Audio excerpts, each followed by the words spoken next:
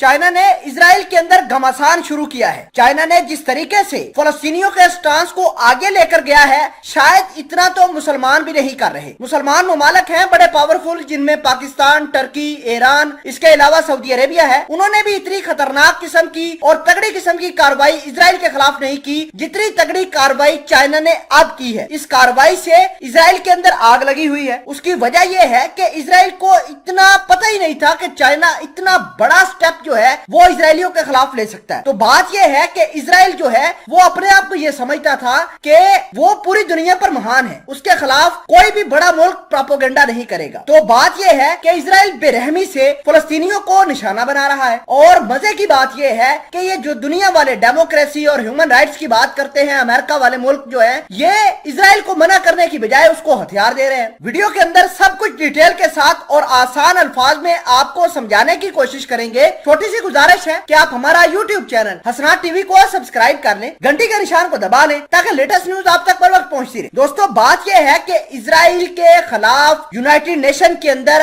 China चला गया है। चाइना ने एक रेजोल्यूशन लाया है जिसमें चाइना ने इजराइल को एक वार क्रिमिनल स्टेट डिक्लेयर कर दी है। बात यहाँ तक नहीं रुकी। अगर बात करें चाइना की मीडिया की, तो चाइना की मीडिया ने इजराइल की हुकूमत को, नेतन्याहू को और इसकी फौज को ऐसे दिखाना शुरू कर दिया है जैसे किसी जमाने में हिटलर जो है वो यहूदियों को दिखाया करता था। अब देखिए कि यहूदियों को कितना नुकसान हिटलर ने पहुंचाया। हिटलर ने इनके मजहब को लेकर बड़ी आग भड़काई और जर्मनी को कहा कि ये देखें कितनी बड़ी तबाही यहूदी कर रहे हैं, और उसी को जवाब बनाकर हिटलर ने यहूदियों को नुकसान पहुंचाया। वो पूरी दुनिया के ऊपर आया है। ठीक वैसे ही हिटलर की थ्योरी को फॉलो करते हुए चाइना की एम्बेसी की मीडिया ने इजराइल के एग्रेशन को हिटलर की थ्योरी के तहत दिखाना शुरू कर दिया है और इनके मजहब को लेकर दिखा रहे हैं कि ये देखिए कि अपने मजहब का इस्तेमाल करके, मजहब को जवाब बनाकर ये फलस्तीनियों के ऊपर अटैक कर रहे हैं। तो चाइना ने यूनाइटेड नेशन के अंदर बात रखी। ये बात तो इजराइल को इतनी खफा नहीं करेगी क्योंकि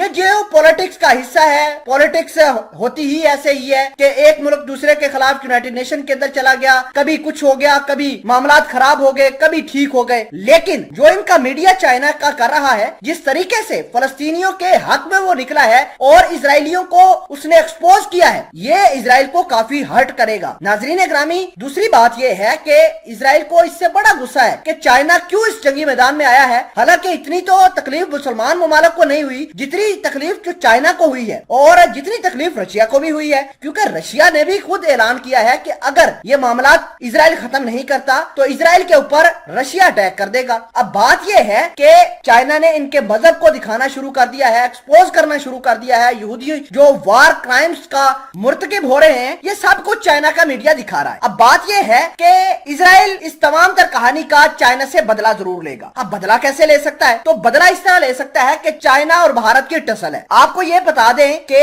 इजराइल के पास हथियार काफी लीथल है, इसमें कोई शक नहीं। उसके ड्रोन भी काफी खतरनाक हैं। वो ये हथियार भारत को दे सकता है और भारत वो हथियार चाइना के खिलाफ इस्तेमाल कर सकता है। दूसरी बात ये कि इजराइल बदला लेने के लिए भारत को अपना साइबर नेटवर्क शेयर कर सकता है। आपको पता है कि इजराइल के पास जो साइबर नेटवर्क है वो काफी ताकतवर है, लेकिन ये बात बिल्कुल नहीं है कि चाइना उसको डिफेंड नहीं कर सकता। चाइना भी डिफेंड कर सकता है। चाइना बड़ी ताकत के जरिए इजराइल के इस एग्रेशन को डिफेंड कर सकता है। तो बात यह है कि अगर हम हिस्ट्री देखें, अगर तारीख को मुलाहिजा करें, तो ये बात समझ में आती है कि जो मुल्क जो है वो इजराइल के साथ पंगा करता है, तो वो इजराइल वाले 2 साल, 1.5 साल, 6 माह बाद उस मुल्क से बदला जरूर लेते हैं। तो बात यह है कि चाइना ने ये काम तो कर दिया है और चाइना इसके कॉन्सिक्वेंसेस को भी पता है कि कल को हमारे खिलाफ इजरायली खड़े होंगे, तो चाइना ने उसकी भी प्लानिंग कर रखी है। अब देखना होगा कि ये मामला किस करवट जाते हैं।